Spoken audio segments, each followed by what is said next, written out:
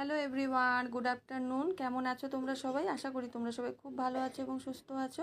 আমার ছোট্ট একটা মিনি ব্লগে তোমাদের অনেক অনেক স্বাগত, অনেক অনেক ভালোবাসা। তো বন্ধুরা, সবার আগে একটু প্যান্ডেলটা দেখিয়ে দিলাম।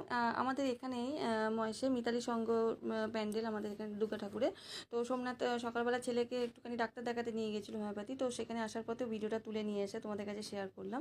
এখনও পুরোপুরি কমপ্লিট হয়নি, যেহেতু ভেতরে অতটা ঢুকতে দিচ্ছে না, যেহেতু সোমনাথের বন্ধু ছিল ওখানে জানাশোনা, তাই জন্য একটু ঢুকতে দিয়ে এটা তুলেছে। বাট ঠাকুরটা তুমি তুলতে পারেনি, কারণ ওটাটা পুরো চাপা দেওয়া আছে, এখনও তো উদ্বোধন হয়নি।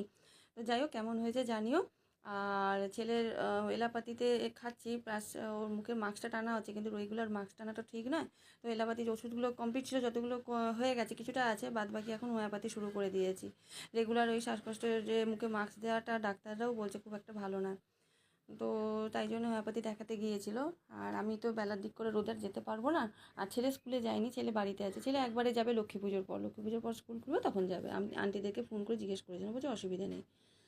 আর এই পাশে দেখো, আর আমারও শ্বাস নিতে কষ্ট হচ্ছে। আর এই পাশে দেখো, সোমনাথ কালকে আমি বাসার থেকে আসার পর তো একটুখানি তেলে ভাজা নিয়ে এসেছিলাম, মিষ্টি নিয়ে এসেছিলাম। তো সোমনাথ তেলে ভাজা খেয়েছে, ছেলেও খেয়েছিল, একটু গ্যাস অ্যাসিডিটি হয়ে গেছে, তাই জন্য দেখো ওকে আজকে পেঁপের তরকারি, আমি এমনি ভেবেছিলাম পেঁপের তরকারি করবো, পেঁপের তরকারি আর ডিম সেদ্ধ বলছিল, আমি ডিম খাবো না তবু দিয়েছি। আর এই পাশে দেখো ময়দাটা তোমাদের দেখালাম, আমার পাশের দোকান থেকে ময়দা নিয়ে এসেছি, কী পোকা আর কি তিতো ময়দাটা, জানো তো। আর ডিম 6টা নিয়ে এসেছি, 6টার মধ্যে 2টো পচে গেছে, আর এই একটা বেঁচে আছে, কি বলবো। আর এই পাশে যখন মিষ্টিগুলো কালকে কিছুটা খাওয়া হয়েছিল আর কিছুটা রেখে দিয়েছি।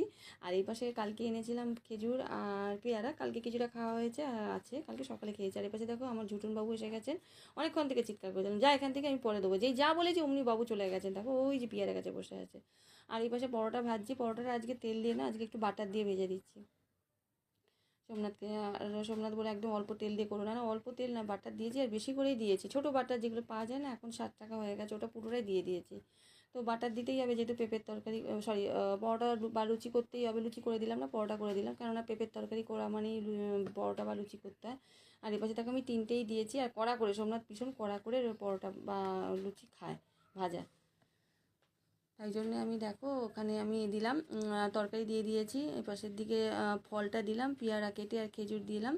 আর সব থেকে বড় কথা আছে, ছেলে জানি সাই ছেলে টিফিন বক্সে দিয়ে দিলাম, সুবিধা হলো, এক পাশে পেয়ারা দিয়েছি আর এক পাশে খেজুরটা দিয়েছি। আর এই পাশে দেখো দেখো তোমাদের দেখা থেকে আমি মিষ্টিটা দিতেই ভুলে গেছিলাম, তো আবার দেখো ওই যে ছানার জিলিপি ওকে দিলাম। দেওয়ার পরে এপাশে আমি আরও কাজ আছে আমার, পরে আবার ছেলেকে ওষুধ আছে, ছেলের ওষুধ আবার হোমিওপ্যাথি 1 ঘন্টা অন্তর অন্তর। আর পাশে ফল কাটা রইলো, ফলটা থাকবে ছেলের জন্যে, পরে দিয়ে দেবো। ছেলে একটু ওষুধ টেনে না ঘুমোচ্ছে এখন। তো চলো, আর এই যে দেখো গাছে আমার একটা শিউলি ফুল নেই, একটা শিউলি ফুল নেই।